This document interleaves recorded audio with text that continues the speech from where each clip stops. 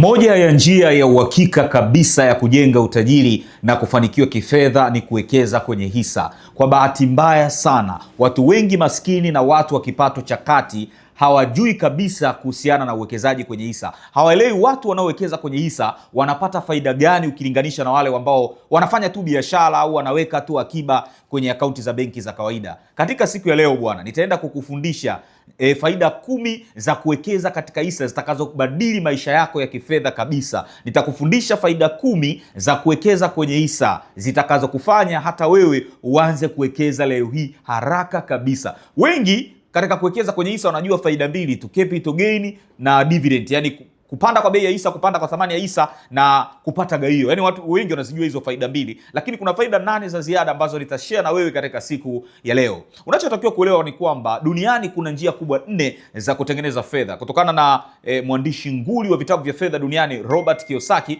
ameandika kitabu kinaitwa Cash Flow Quadrant na ameandika pia kitabu kinaitwa Rich Dad Poor Dad. Anasema kuna njia kubwa 4 za kutengeneza fedha duniani, na katika hizo njia 4 ni mbili tu ndo zinaweza zikakufanya kuwa tajiri. Njia ya kwanza ni kuajiriwa. Unauza muda na ujuzi wako ili kuingiza pesa. Ubaya wa njia hii ni kwamba ukiacha kufanya kazi na pesa inaacha kuingia, na mbaya zaidi ni kwamba uwezi ukawa tajiri kupitia ajira. Njia ya pili ni kujiajiri, self employed, ambapo hapa unauza muda na ujuzi wako kwa ajili yako mwenyewe. Ndio wale watu ambao wana duka la mangi, ana duka la simu, ana duka la nguo, ambao tunawaona kama wafanya biashara lakini actually si wafanya biashara.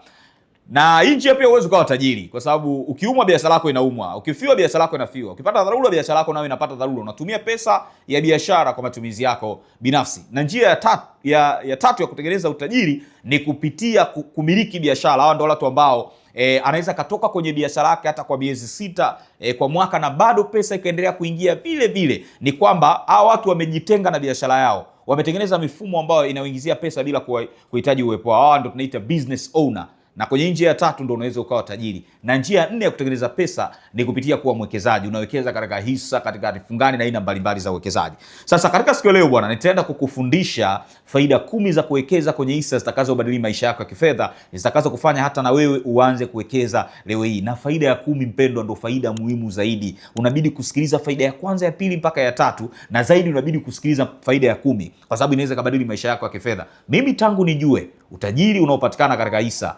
nimekuwa makini sana na nimekuwa serious sana kuwekeza katika hisa. Nitakwambia leo mambo ya msingi ambayo yatakusaidia kubadilisha maisha yako. Karibu sana bwana katika YouTube channel yangu. Kama ndio kwa mara kwanza unanitazama, mimi naitwa Victor Mwambene, ni mwelimishaji wa masuala ya fedha na biashara niliyeidhinishwa na Benki Kuu ya Tanzania. Nimeandika vitabu 4 ikiwemo Akili ya Fedha, kinachoeleza mbinu za kutoka kwenye umaskini na kujenga utajiri wa kudumu, na nimeandika Kanuni 20 za Fedha, kinachoeleza misingi ya kutengeneza, kutunza na kuwekeza fedha kwa usahihi. Karibu sana bwana katika YouTube channel yangu. Kama nilivyokuambia bwana, katika siku ya leo nitaenda kukufundisha faida 10 za kuwekeza kwenye hisa zitakazobadili maisha yako ya kifedha kabisa. Faida hizi zitakufanya uanze kuwekeza kwenye hisa mapema kabisa leo hii ikiwezekana. Na kabla sijaendelea, nini maana ya hisa? Inawezekana umesikia hisa lakini hauelewi nini maana ya hisa. Nishazungumzia katika video zangu zilizopita, lakini hisa ni sehemu ya umiliki wa biashara au ni sehemu ya umiliki wa kampuni. Unaposikia mtu anamiliki hisa za kampuni fulani, ina maana na yeye ana kasehemu kadogo ka kampuni hiyo. Kwa mfano, katika Tanzania kuna kampuni nyingi ambazo zinauzwa katika soko la hisa. Kuna kampuni kama NMB, CRDB, Vodacom, TBL, TCC na nyinginezo. Sasa na wewe hizi kampuni unaweza ukazinunua umiliki wake. Unaweza kununua na huu umiliki wake uko katika mfumo wa hisa, na unaruhusiwa kununua kwa angalau kuanzia hisa 10. Kwa ukisikia mtu anamiliki hisa za NMB, ina maana na yeye ana kasehemu kadogo ka benki ya NMB. Ile benki inapopata faida na yeye anapata faida. Hiyo ndo maana ya hisa katika lugha rahisi kabisa. Badala wewe kufanya biashara, una muda wa kufanya biashara, unanunua biashara zinazofanya vizuri za makampuni haya makubwa. Kampuni ikipata faida na wewe unapata faida. So na hapa nikueleze sasa faida 10 za kuwekeza kwenye hisa zitakazobadili maisha yako ya kifedha. Na moja kwa moja, faida ya kwanza ya kuwekeza katika hisa ni kupitia capital gain au capital appreciation. Kupanda kwa bei ya hisa au kupanda kwa thamani ya hisa. Hapa ina maana gani? Unanunua hisa moja ikiwa shilingi 100, inapanda mpaka inakuwa 300. Ndio inaita capital gain au capital appreciation. Kwa kama hisa ulinunua ikiwa 100 imepanda imekuwa 300, ulinunua hisa za milioni 1 zinapanda zinakuwa za milioni 3. Ulinunua hisa za milioni 10 zinapanda zinakuwa milioni 30. Uliwekeza milioni 100 inatoka kwenye milioni 100 inakuwa milioni 30. Kwa hiyo tunaita capital gain, capital appreciation. Na hii ndio faida kubwa zaidi ya kuwekeza katika hisa. Kupanda kwa bei ya hisa au kupanda kwa thamani ya hisa. Ni sawa sawa na kwenye mazao. Watu wananunuaga mazao gunia moja labda 50,000, wanaliweka ndani, muda unapita mazao yakiadimika wanaliuza. Gunia walilonunua moja 50,000 wanaliuza 100,000 au 80. Ndivyo hivyo hata kwenye hisa. Unanunua hisa moja ikiwa 100 inapanda inakuwa 200. Uliwekeza milioni 1 inakuwa milioni 2. Uliwekeza milioni 100 inakuwa milioni 200. Sisi tumeelewana Sasa nikupe mifano halisi kabisa itakayo kuhamasisha sana kuwekeza kwenye hisa. Na hii ni mifano ya kushangaza na ya kutisha. Na unaweza kufikiri ni vitu ambavyo ni vya kutunga, lakini ni vitu vya kweli. Hisa moja ya CRDB mwaka 2020 ilikuwa shilingi 145. Nikisema 145 ni kashilingi 145 ambayo ni pesa ambayo kila mtu anaimudu. Hisa moja ya CRDB mwaka 2020 ilikuwa 145. Na ninavyoongea na wewe leo hii wakati natengeneza hii video, hisa moja ya CRDB ni 2850. Hii ina maana kwamba hisa ya CRDB kwa miaka mitano kutoka mwaka 2020 mpaka 2026 imekuwa kwa asilimia 1865. Hii ina maana kwamba aliyewekeza kwenye benki ya CRDB mwaka 2020 aliyewekeza milioni 1, leo ninavyoongea na wewe ana milioni 19. Aliyewekeza kwenye hisa za CRDB milioni 5 mwaka 2020, leo 2026 ana milioni 95. Aliyewekeza si unanielewa ndugu yangu? Yani kama ulinunua hisa za CRDB za milioni 1 mwaka 2020, leo una zaidi ya milioni 19. Ulinunua hisa za CRDB za milioni 5 mwaka 2020, leo una milioni zaidi ya 95. Hizo ni pesa nyingi sana. Okay, unasema Victor bwana, miaka mitano ni mingi sana kwenye biashara, ningetengeneza faida nyingi. Sio kila faida unayoipata kwenye biashara unataka uirudisha kwenye biashara. Zingine unatawanya uwekezaji wako. Ndio unakuwa intelligent investor. Unawekeza katika sehemu nyingine, sio faida zote unarudisha kwenye biashara. Hiyo inakuwa sio smart way ya kuinvest. Sio, tunaelewana? Nikupe mfano wa karibu sasa. Hisa moja ya NMB mwaka jana 2025 kwenye mwezi wa pili ilikuwa 5,700. Mwaka jana hisa ya NMB moja ilikuwa 5,700. Leo ninavyoongea na wewe hisa moja ya NMB ni 14,200. Hisa NMB ndani ya miezi 12 imekuwa kwa asilimia 149. Hii ina maana kwamba kama uliwekeza milioni 1 mwaka jana, uliwekeza kwenye benki ya NMB milioni 1, una milioni 2,400,000. Kama uliwekeza milioni 10 kwenye benki ya NMB mwaka jana, una milioni 24,900,000. Na hapa niongee jambo moja ambalo la msingi. Kuna watu wanachanganya kuweka akiba benki na kuwekeza benki. Hivi ni vitu vili tofauti. Unapoweka akiba benki unapata ka interest ambako kanaweza kakaa 6%, na kuna wengine mbaya zaidi, mnaweka akiba zenu benki kwenye akaunti za kawaida ambazo hampati 1% kabisa na unakatwa kwenye makato ya mwezi. Usiweke akiba yako benki kwenye akaunti za kawaida. At least uweke kwenye zile akaunti za akiba maalum ambazo zinatoa riba bado ni ndogo, 6%. Sasa badala wewe kuweka akiba benki upate 6%, kwa nini usinunue sehemu ya hiyo benki upate riba kubwa zaidi kwa mwaka? Yaani hela, kwa mfano NMB nimekwambia aliyewekeza NMB mwaka jana milioni 1 leo na milioni 2,400,000. Aliyewekeza milioni 1 leo na milioni 2,400,000.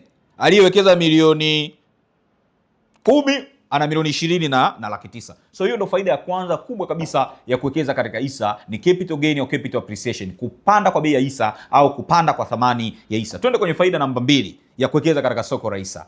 Faida ya pili ya kuwekeza katika hisa ni kupata gawio au dividend. Hii ni faida muhimu sana. Gawio ni kwamba pale kampuni uliyowekeza inapofuata faida inakugaia na wewe sehemu ya faida. Sisi tumeelewana mpaka hapo? Kwa mfano benki ya NMB inaweza kupata faida ya bilioni 200 katika mwaka 2026. Kwa hiyo kwenye ile bilioni 200 inaweza ikatenga bilioni 150 inawagaia wanahisa wake. Na gawio linatolewa kwa kila hisa moja. Kwa hiyo kama una hisa 10, wakitoa 100 kwa kila hisa moja, unapata gawio la shilingi 1,000. Hii ni fedha ya ziada unayopewa kama sehemu ya kukupongeza kuwekeza katika kampuni fulani. Na uwekezaji katika soko la hisa haupo katika sekta ya benki tu. By the way, kwa sasa hivi sekta ya benki inafanya vizuri zaidi. Kwa naitolea mifano, lakini sitoi ushauri wa moja kwa moja wa kwenda kuwekeza katika benki au kampuni nitakayoitoa kama mfano. Hapana, lazima utafute wataalamu kabla ya kuwekeza pesa yako wa kushauri. Kwa hiyo sitoi ushauri wa moja kwa moja hapa. Lazima mtafute mtaalamu. So kwenye gawio Kwa mfano kampuni ikipata faida na kugawana na wewe sehemu ya faida. Sisi tunaelewana mpaka hapo eh? Sasa naomba nikupe mfano halisi kabisa. Gawio la benki ya NMB mwaka 2024-25 lilikuwa shilingi 428.85 kwa kila hisa moja. Hii ina maana gani? Mtu mwenye hisa za NMB 1000 alipokea gawio la 404,028. Mtu mwenye hisa za NMB 10,000 alipata gawio la 4,288,000. Kwa hiyo kwenye hisa, ukiacha ile kupanda kwa bei ya hisa, faida nyingine ya kuwekeza kwenye hisa ni unapata gawio. Kama nilivyokuambia, mwenye hisa 10,000 za NMB mwaka 2024-25 amepata gawio la 4,400,000. Of course hizo za 10,000 za NMB sio kaela kadogo, lakini pia sio hela kubwa kwa wengi wenu, lakini hisa 1,000 wengi tunazimudu hapa. Lakini nikupe mfano mwingine sasa wa gawio lililotoka. Benki ya CRDB mwaka 2024-25 ilitoa gawio la shilingi 65 kwa kila hisa moja. Kwa hiyo mwenye hisa 1,000 za CRDB alipata gawio la 65,000. Mwenye hisa 10,000 za CRDB alipata gawio la kama 600,000 hivi. Sisi tunaelewana mpaka hapo. So hizi nimekutajia mfano, lakini zipo kampuni ambazo kwenye soko la hisa zimetoa gawio kubwa zaidi kuliko hizi mbili. Kampuni ya TBL ilitoa gawio kubwa zaidi, TCC ilitoa gawio kubwa zaidi. Kwa zipo kampuni ambazo zinatoa gawio. Kwa unapotafuta kampuni ya kuwekeza, tafuta pia kampuni ambayo ina utaratibu mzuri wa kutoa gawio, kwa sababu sio kila kampuni inatoa gawio. Ili kampuni itoe gawio lazima iwe imepata faida, na kampuni hazilazimishwi kutoa gawio. Kwa moja ya kigezo cha kukuongoza uwekeze kwenye kampuni gani kwenye soko la hisa ni kuangalia kampuni ambayo ina utaratibu mzuri wa kutoa gawio. Kwa TCC, TBL zimekuwa na utaratibu mzuri wa kutoa gawio. NMB, CRDB zimekuwa na utaratibu mzuri wa kutoa gawio. Na zipo pia kampuni nyinginezo. Kwa kama wewe unawekeza lengo lako kubwa ni kupata gawio, pia unaweza kaangalia kampuni zinazotoa gawio kubwa zaidi. Sisi tumeelewana mpaka hapo eh? Hiyo ni faida nyingine ambayo ni ya muhimu zaidi. Ni faida ya ziada. Kwa hiyo ukiachia kupanda kwa bei ya hisa, unapata gawio kila baada ya muda fulani. Leo nitakuelekeza hizo faida 10 ambazo ni za muhimu sana. Wengi wanazijua hiyo faida ya kwanza ya kupanda kwa thamani ya hisa, na hii faida ya pili ya kupata gawio. Hizi 8 zinazofuata wengi wenu hamzifahamu faida za kuwekeza katika hisa. Tukija katika faida ya tatu ya kuwekeza kwenye soko la hisa au ya kumiliki hisa bwana, ni faida ya kwamba gharama nafuu ya kuwekeza, tunasema affordable price. Tofauti na uwekezaji kwenye viwanja au nyumba, unahitaji mamilioni. Ili kununua kiwanja unakuta minimum unahitaji labda milioni 5 kwa maeneo ya huku mjini, au unahitaji unakuta milioni 2. Sio hela ambayo kila mtu anaweza akaimudu. Au uwekezaji kwenye kifungani unahitaji kiwango cha chini 500,000, uwekezaji wa muda mrefu unahitaji kiwango cha chini milioni 1. Kwa unaona ni uwekezaji fulani ambao watu wenye kipato cha 200,000, 100,000, 300,000 inaweza kuwa changamoto. Lakini kwenye hisa bwana, tofauti na wengi wanavyofikiria uwekezaji ni unahitaji mamilioni ya hela, uwekezaji kwenye hisa ni rahisi zaidi kuanza, ni nafuu zaidi kuanza. Kuna kampuni kwenye soko la hisa la Dar es Salaam, hisa yake moja inauzwa 500. Na utaratibu wa soko la hisa la Dar es Salaam unahitaji angalau hisa 10 kuanza kuwekeza. Kwa hiyo unahitaji, yani ukiwa hata na 5,000 unaanza kuwekeza katika soko la hisa la Dar es Salaam. Na nikupe mifano halisi wa moja ya kampuni ambazo ni maarufu, mnazijua, ambazo hisa zake bei ndogo sana, ila wengi mnafikiri uwekezaji kwenye hisa unahitaji mamilioni. Hisa moja ya CRDB wakati natengeneza video hii, yani leo hii, hisa moja ya CRDB ni 2,850. Utaratibu wa soko la hisa la Dar es Salaam DSE unahitaji kununua angalau hisa 10 ili uanze kuwa mwekezaji. Sasa unachukua ile 2,850 unazidisha mara 10, unapata 28,500. Kwa hiyo ukiwa na 28,500 unaanza kuimiliki CRDB, kampuni yenye mtaji mkubwa zaidi katika soko la hisa la Dar es Salaam. 28,500. Wewe una 28,500. Hata mtoto unaweza ukamuomba baba yako 28,500 ukamwambia nataka kuanza kuwekeza, na atakuwa very inspired na wewe, atakupa pesa hiyo, hawezi kukunyima. Mwanamke unaweza ukamwambia mume wako nataka nianze kuwekeza, huhitaji kumuomba pesa nyingi. Unaweza kumuomba 50,000, unaweza kumuomba 100,000, unaweza kumuomba 30,000. Unanunua hisa za CRDB. Mfano wa pili, hisa moja ya NMB ninavyozungumzia na wewe, kampuni inayoongoza kwa kupata faida kwa sasa hivi katika soko la hisa la Dar es Salaam. Hisa yake moja ni 14,200. Unahitaji kuanzia hisa 10 tu. Unachukua 14,200 mara 10. Ukiwa na 1,42,000 unaanza kuwekeza katika benki ya NMB, moja ya kampuni inayopata faida zaidi katika soko la hisa la Dar es Salaam na inayotoa gawio zuri. Sio, tumeelewana mpaka hapo? Kwa unahitaji mamilioni ya pesa. Tofauti na kwenye viwanja na nyumba unahitaji mamilioni, malaki. Kwenye hisa 30,000, 50,000, 100,000 unaanza kuwekeza. Lakini hizi bei za hisa zinapanda na kushuka. Kwa hiyo leo inaweza kaa 2800, kesho kaa 3000. Kwa unavyozidi kuchelewa kuwekeza, unakuja kununua uwekezaji kwa gharama ya juu zaidi. Sisi tunaelewana mpaka hapo eh? Anza leo, anza mapema zaidi, itakusaidia. Na by the way, nina mafunzo ya elimu ya hisa yapo mwezi wa 4.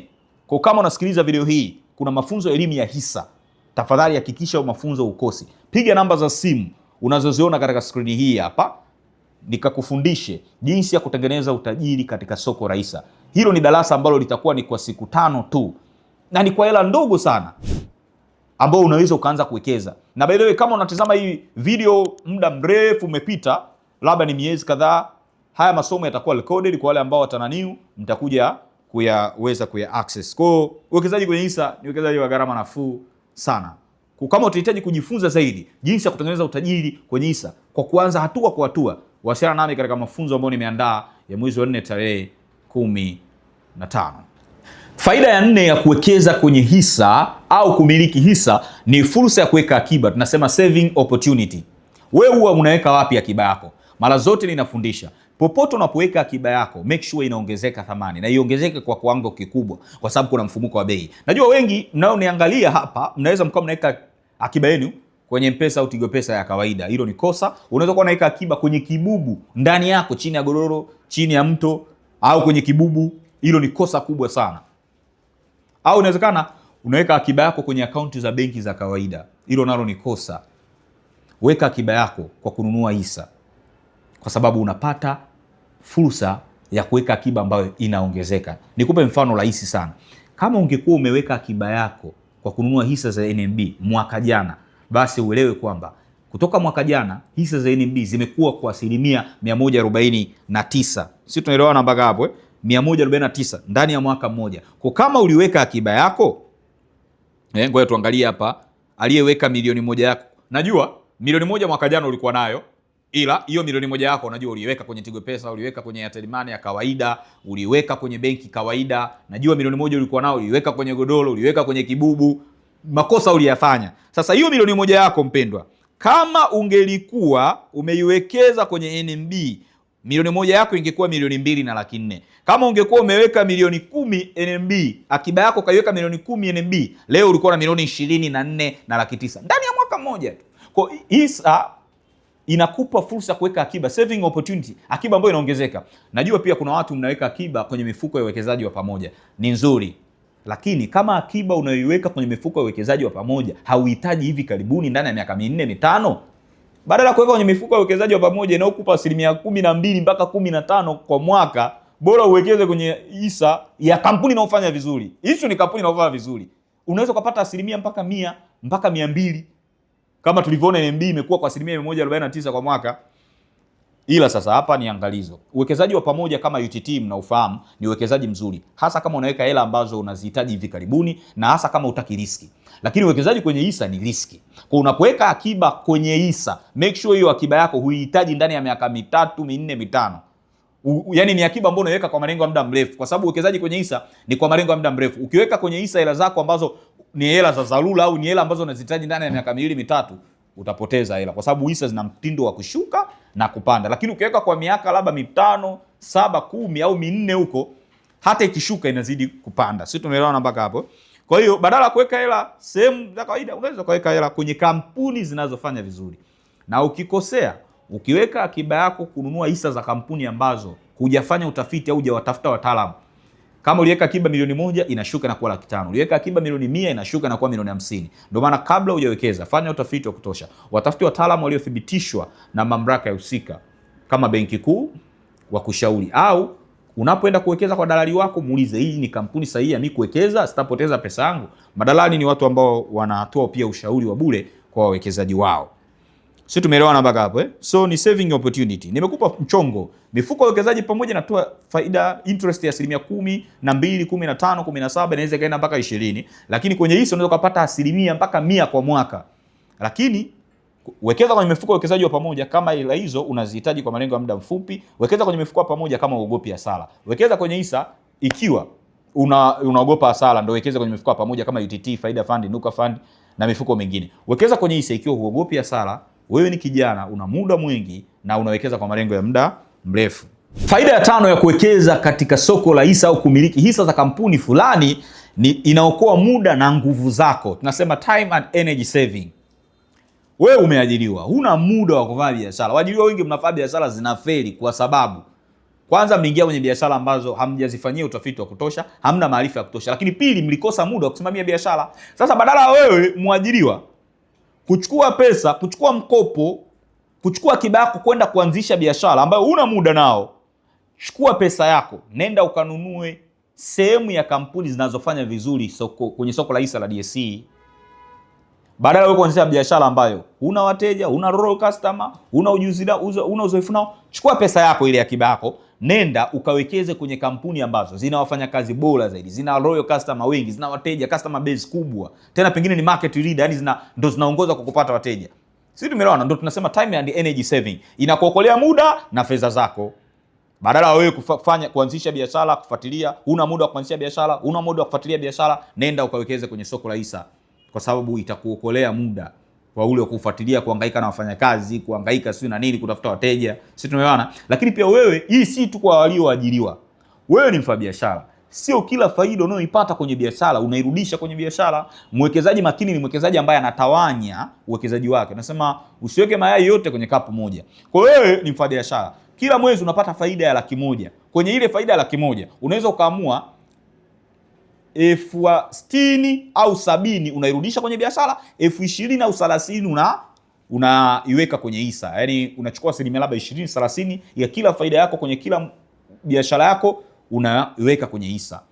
Kwa hiyo hii si kwa walioajiriwa. Mtu yoyote ambaye huna muda wa kuanzisha biashara au huna muda wa kusimamia biashara, basi unaweza ukachukua ile akiba yako ukaenda ukaanzisha biashara, ukanunua sehemu ya biashara au ya kampuni zinazofanya vizuri sokoni. Kwa hiyo tunasema inaokoa muda naye inaokoa nguvu zako. Ni time and energy savings. Sisi tunaelewana mpaka hapo. Hiyo ni faida ya 5. Faida ya 6 ya kuwekeza katika soko la hisa ni urahisi wa kununua hisa na wa kuuza hisa. Liquidity tunazungumzia. Kwa mfano, ukitaka kununua kiwanja, kuna kamchakato kidogo. Uende ukafuatilie hiki kiwanja ni cha huyu anayetaka kuniuzia ni mwenyewe, ufuatilie serikali upate vibali na mambo kibao. Ukitaka kununua nyumba ndo usiseme. Kuna michakato kibao na hapo unaweza ukapigwa katikati hapo.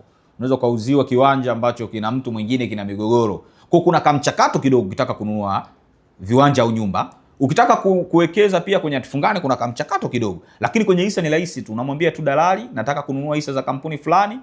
Kama una akaunti ya CDS au akaunti kama ya benki tunasema, basi anakufungulia akaunti, unaanza kununua. Ni rahisi sana, yani hamna mambo mengi. Kuuza ni rahisi.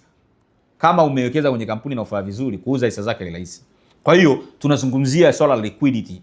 Hisa ni rahisi kununua, hisa pia ni rahisi kuuza.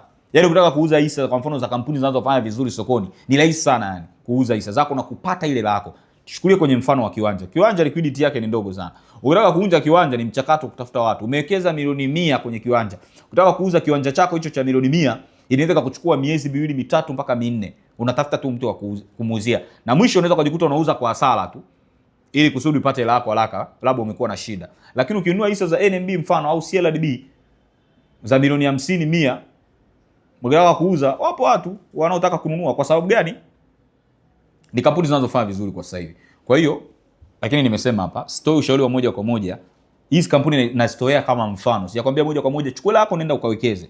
Kabla hujawekeza fanya utafiti, omba ushauri kwa wataalamu. Je, hii ni kampuni sahihi ya kuwekeza? Kwa sababu tunawekeza kwenye kampuni kutokana na malengo tulionayo, umri pia. Wewe ni mtu mzima, mzee wa miaka 80, 90, hii inaweza sio sehemu sahihi sana kwako. Otherwise, labda utoweka hela kadogo, labda 10% au 20% ya kipato chako ndio uwekeze kwenye hisa. Asilimia zile nyingine kama una umri wa uzee wa miaka 70 huko 80, uziwekeze kwenye sehemu ambazo hazina hatari kama mifuko ya uwekezaji wa pamoja, kwenye hatifungani huko hizo. So kubwa hapa tunazungumzia liquidity. Kiwanja au nyumba ni kazi sana kuuza na kupata hela yako, lakini kwenye hisa ni rahisi kama ulinunua hisa za kampuni inayofanya vizuri. Lakini kinyume chake pia, kama ulinunua hisa za kampuni kwa kukurupuka ambazo hazifanyi vizuri sokoni, ni kazi kuuza hisa zake na unaweza usipate hela zako kabisa. Kwa sababu ili uuze hisa lazima awepo anayetaka kununua, na watu hawataki kununua kampuni ambazo hazina future au zinafanya vibaya pengine na zina mwelekeo wa kupata hasara kabisa. Kwa hiyo kwenye hisa pia kuna hiyo riski. Kama umechagua kampuni ovyo kwa kukurupuka, hautaweza kupata hela zako. lakini liquidity ni kubwa kama umenunua kampuni zinazofanya vizuri au zina mwelekeo wa kufanya vizuri. Sisi tunaelewana mpaka hapo. Hiyo ni faida ya 7. Tulikuwa tunazungumzia urahisi wa kununua na kuuza. Hii ni tofauti na kwenye viwanja na nyumba ambao wengi mmewekeza huko kwenye mashamba. Ukitaka hela yako ni mchakato, itakugharimu miezi kadhaa. Wakati kwenye hisa leo itaje hela yako chapu tu, unaweza kuipata hela yako. Ni mchakato wa muda mfupi.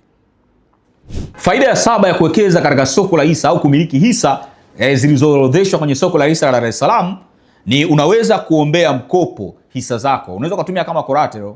Wengi wenu mkienda kuomba mkopo benki, mnaambiwa kwanza mlete benki statement ya biashara yako. Yaani waangalie biashara yako, waone kama kwa biashara hii uliomba milioni 100 tunakupa 30. Uliomba milioni 100 hatukupi yoyote. Kwa hiyo wanaangalia statement kwanza, lakini pili wanaangalia una dhamana gani. Yaani sio tu biashara hiyo inafaa vizuri, wanaangalia pia na dhamana. Mara nyingi tunawekaga zile dhamana za mali zisizohamishika, nyumba, mara nyingi ndio hivyo. Unakuta benki wanataka hivyo vitu.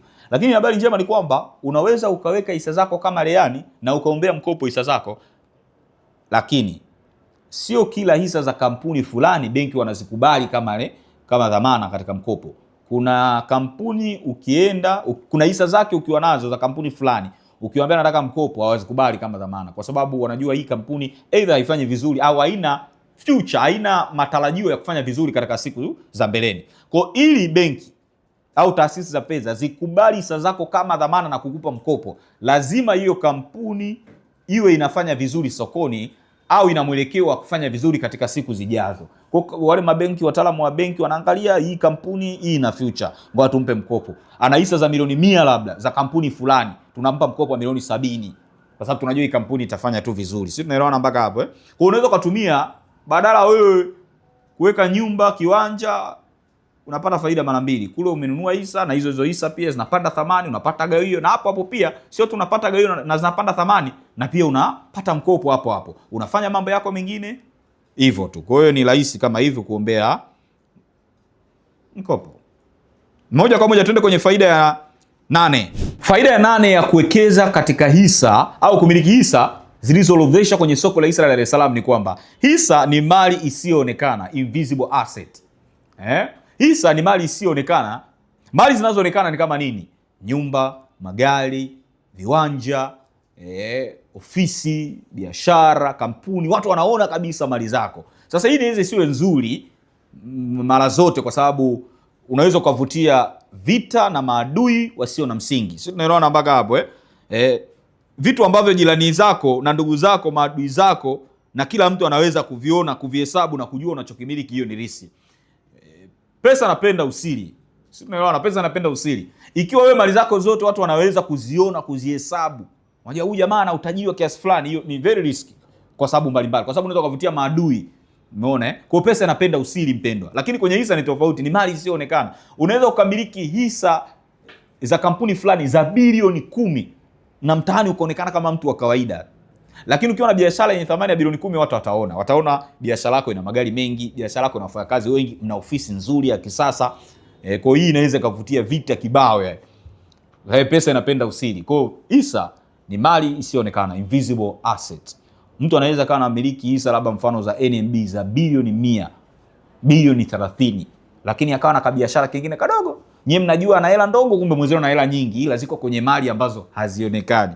Kwa hiyo kubwa hapo kwamba pesa inapenda usiri, mali zako zisifahamike na kila mtu. Yaani sio watu wote wanatakiwa wajue wewe una kipato cha kiasi gani. Hiyo ni very risky katika kukua kiuchumi. Faida ya 9 ya kuwekeza katika soko la hisa au kumiliki hisa. Hisa ni urithi bora zaidi kwa familia yako. Kwa sasa hivi vitu ambavyo watu wanarithishwa ni nyumba, magari, mashamba, viwanja, ndio urithi sasa hivi. Lakini hisa bwana ni urithi bora zaidi. Nitakwambia kwa nini. Nitakupa kwa mfano kabisa. Mzee Tarimo aliacha urithi wa nyumba 2 na gari 1 na watoto 7. Nyumba 2, gari 1, watoto 7. Hebu niambie wanagawaneje hizi mali? Mali ziko 3, watoto wako 7. Kwa kinachotokea ni nini? Inaanza kukaribisha mgogoro. Wengine wanataka gari, wengine wanataka nyumba. Hata wanaotaka nyumba, wanaotaka gari halitoshi kugawana wote. Wanachofanya, wanauza mali zote, arafu wanagawana hela. Ubaya wa hiyo ni nini? Nyumba, magari ni mali ambazo ukizigawanya zinapoteza thamani. Gari ulinunua la milioni 100, umeliacha likiuzwa litauzwa milioni 70, imeshapungua thamani. Nyumba ya milioni 100 ukiuza inaweza kujikuta unaiuza kwa milioni 70, kwa sababu si mnataka hela haraka, watoto wapate haraka, wagawane hela. Na wakigawana hiyo hela, mbaya zaidi watazitumia vibaya, kwa sababu mara nyingi mali za urithi watu wanazitumia vibaya kwa sababu hawakuwa na uchungu nazo. Kwa hiyo ndio maana tunasema magari, nyumba, viwanja, mashamba ni urithi wa dhamani. Kwa sasa kuna urithi wa kisasa. Magari, nyumba, viwanja umepitwa na wakati wa urithi. Nikupe mfano wa Mzee Mwambene. Mzee Mwambene yeye bwana aliacha watoto 7 na aliacha hisa za NMB 10,000. Yeye hakuacha urithi wa gari wala nyumba kwa watoto wake. Alikuwa na watoto 7 lakini aliwaachia urithi wa hisa 10,000 za NMB. Sasa hisa za 10,000 za NMB zina thamani ya kiasi gani kwa leo hii ninapoongea na wewe, ninapotengeneza hii video? Hisa moja NMB kwa sasa hivi ya 14,000 kama nilivyowaambia 200 kwa wakati huu. Sasa kama hisa 10,000 aliziacha Mzee Talimo, Mzee Mwambene huyu, ina maana kwamba kila mtoto wake waligawiwa watoto 7, kila mtoto alipata hisa 1428, ambayo hisa 1428 za NMB ni sawa sana milioni 20. Kwa hiyo ilikuwa rahisi zaidi kwa Mzee Mwambene watoto wake kugawana hisa, kwa sababu hisa zilikuwa 10,000. Watoto walikuwa 7. Kwa hiyo kila mtoto alipewa hisa 1428 ambao zilikuwa zina thamani ya milioni 20 kwa kila mmoja. Umeona namna ambavyo ni rahisi. Hisa ukizigawanya hazipotezi thamani. Magari, nyumba ukiyagawanya yanapoteza thamani. Sisi tunaelewana mpaka hapo Kwa hiyo hisa ni urithi bora zaidi kwa familia yako. Kama wewe ni mzazi, ukimrithisha mtoto hisa, umemrithisha biashara kubwa inayopata faida ya uhakika na anapata na gawio pia. Kwa sababu kama nilivyokuambia, hisa ni sehemu ya umiliki wa kampuni. Ukimrithisha hisa za NMB na maana umemrithisha biashara kubwa la NMB. Unapomiliki hisa za NMB, hata kama unamiliki hisa 10, ina maana wewe kwenye kila ATM kuna kaela kako. Kwenye kila gari linalomilikiwa NMB kuna kaela kako. Kwenye kila mali na majengo yanayomilikiwa na NMB au CRDB au TDBL au TCC kuna kaela kako. Natolea mfano zaidi NMB na CRDB, lakini kampuni zilizoorodheshwa kwenye soko la hisa ziko nyingi. Kuna NMB, TCC, TBL, CRDB, kuna Vodacom, kuna Swissport, kuna Nickel, kuna Twiga, ziko nyingi wapendwa. Faida ya 10 ya kuwekeza kwenye soko la hisa au kumiliki hisa. Hisa ni njia ya uhakika ya kujenga utajiri.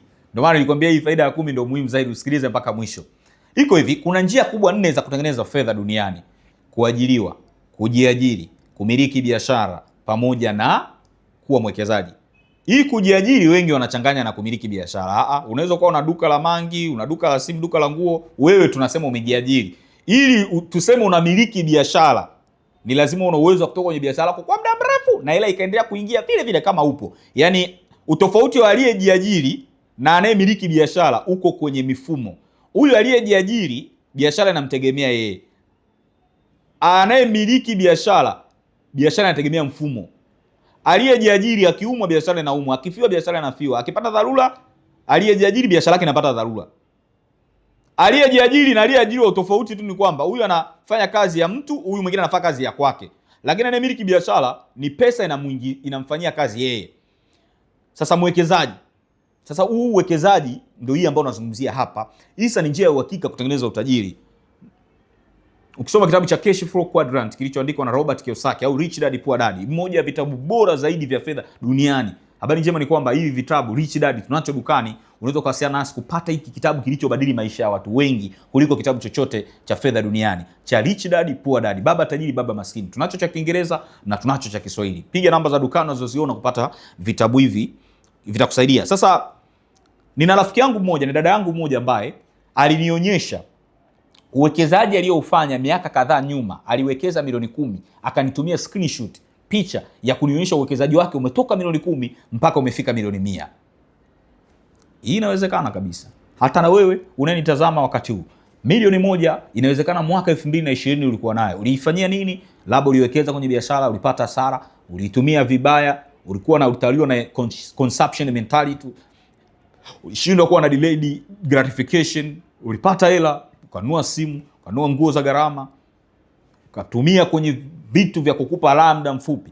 Sasa nikwambie, milioni 1 ulioitumia mwaka 2020, milioni 1 ya 2020, leo hii CRDB ni milioni 19. Milioni 100 ya 2020, leo hii kwenye CRDB ni bilioni 1 na milioni 900, milioni 100 ya 2020. Kwa hisa, tukikwambia hisa ni njia ya uhakika ya kutengeneza utajiri, uelewe. Hisa imetoka kwenye 145 ya CRDB mwaka 2020. Leo tunazungumzia ni 2800. Hisa imekuwa kwa zaidi ya 1800. Aliyeweka milioni 100 aliyeweka milioni 100 ya CRDB mwaka 2020, leo tunazungumzia na bilioni 1.9. Hiyo ni pesa nyingi mpendwa. Ndani ya miaka mitano wengi mlianzisha biashara za milioni 100 mwaka 2020. Aidha biashara zenu zina thamani ya milioni 100, 200, 300 au zimefeli au zimekufa kabisa. Kwa ndio maana tunasema hisa ni njia ya uhakika ya kutengeneza utajiri. Milioni 1 ya CRDB 2020 ni milioni 19. Milioni 10 ni milioni 190 leo. Milioni 100 leo ni bilioni 1.9. Kwa hiyo hisa ni njia ya uhakika ya kutengeneza utajiri iliyothibitika na wataalamu wote wa fedha duniani. Leo nimekufundisha faida 10 za kuwekeza katika soko la hisa.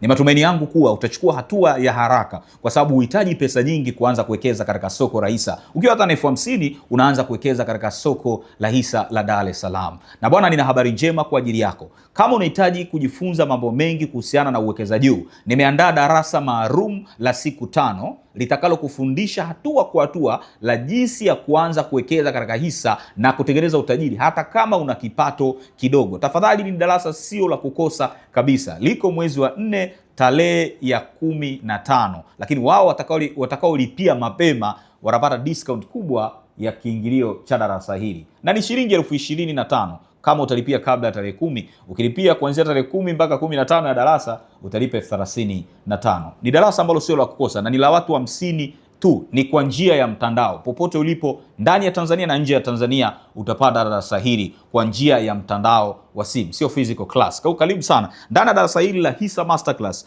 utajifunza maana ya hisa kwa lugha rahisi, utajifunza njia kubwa 2 za kutengeneza utajiri kwenye soko la hisa hata kwa kipato kidogo, utajifunza maana ya soko la hisa la Dar es Salaam na jinsi soko la hisa linavyofanya kazi. Ndani ya darasa hili utajifunza pia madalali, nasikiaga madalali, na jinsi ya kuchagua dalali bora, kwa sababu dalali kazi yake ni kukusaidia kununua na kuuza hisa, ndo anakuwa ni mtukati. Lakini pia ndani ya darasa hili bwana la Hisa Masterclass utajifunza kampuni bora za kununua hisa, kampuni ambazo unatakiwa wewe uzikimbilie kununua hisa zake. Nitakwambia katika darasa hili nitafundisha siri ambazo hatuwezi kuzitoa kwenye mitandao ya kawaida ya kijamii, hatuwezi kutoa public. Ni siri za ndani ambazo wewe nitakwambia kama utajiunga na darasa hili. Lakini pia ndani ya darasa hili utajifunza jinsi ya kuchagua kampuni sahihi ya kuwekeza na viashiria vya kampuni mbaya ambao unabidi uogope ili usije kupoteza mtaji wako. Lakini pia nitakufundisha mambo ya kuzingatia kabla ya kuanza kuwekeza katika hisa. Kuna mambo kadhaa ya kuzingatia ya msingi kabla ya kuanza kuwekeza kwenye hisa ili usipate hasara. Ndani ya darasa hili la mtandaoni nitakufundisha kwa nini uwekezaji kwenye hisa ni uwekezaji bora zaidi duniani na una urahisi wa kutengenezea wewe utajiri. Kama tulivyoona, mtu kaweka milioni 1 ndani ya miaka 5 imekuwa milioni 19. Aliyeweka milioni 100 ana bilioni 1.9. Lakini pia nitakuelekeza kwa mifano rahisi kabisa. Ni darasa ambalo utaelewa kila kitu kuhusiana na uwekezaji katika soko la hisa. Kama nilivyokuambia, darasa hili au mafunzo haya ni kwa njia ya mtandao. Yaani uwe Dar es Salaam, uwe Arusha, uwe Marekani, kwa mtu yoyote anaweza kujiunga kwa njia ya mtandao. Gharama ya mafunzo haya ni 35,000. Lakini kama utalipa kabla ya tarehe 10 ya mwezi wa 4 utalipa 25,000 badala ya 35,000. Na ni kwa nafasi 50 tu. Kwa hiyo ukichelewa utakosa hiyo nafasi. Na darasa la hisa bwana nalifanya mara moja tu kwa mwaka. Ukikosa hii nafasi mpaka mwaka 2027 tukijaliwa uzima. Kwa make sure haukosi darasa hili. Kupata mafunzo haya, kushiriki mafunzo haya ya mtandaoni, piga namba za simu unazoziona katika skrini au tupigie kwa namba 0744 1266 40. Piga namba, ukiona tujapokea tuma message, niambie nahitaji kushiriki mafunzo ya hisa. Nitakufundisha kwa lugha rahisi kabisa jinsi ya kutengeneza utajiri kupitia soko la hisa. Sio lazima watu wote tufanye biashara. Wengine tunaweza tukanunua mabenki haya, tukanunua makampuni makubwa yanaofanya vizuri. Sio lazima wote tufanye biashara. Hatuna muda wote wa kufanya biashara. Biashara zina riski sana. Wekeza kwenye kampuni zinazofanya vizuri, utengeneze utajiri wako. Hisa Masterclass ni tarehe 15 ya mwezi wa 4.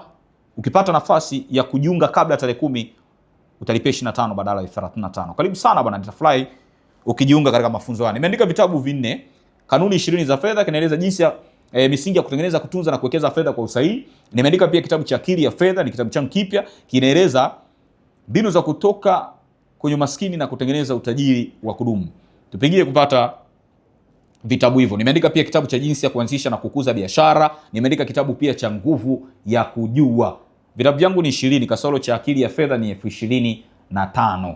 Hivyo vingine ni 20 kwa kila kimoja. Lakini zaidi unahitaji ushauri binafsi kuhusiana na uwekezaji. Iwe ni uwekezaji kwenye hisa ambao nimezungumzia hapa leo na video zake katika siku za nyuma. Unahitaji ushauri kuhusiana na uwekezaji wa pamoja kama UTT, mmeshawahi kuisikia. Unahitaji ushauri kuhusiana na uwekezaji katika hati fungani na video zake, na nitakuja kuleta masomo zaidi kwa siku zijazo, nipigie. Unahitaji mafunzo kwa staff kuhusiana na personal finance management, usimamizi wa fedha kwa wafanyakazi wako au kazini kwenu, unaweza ukatupigia.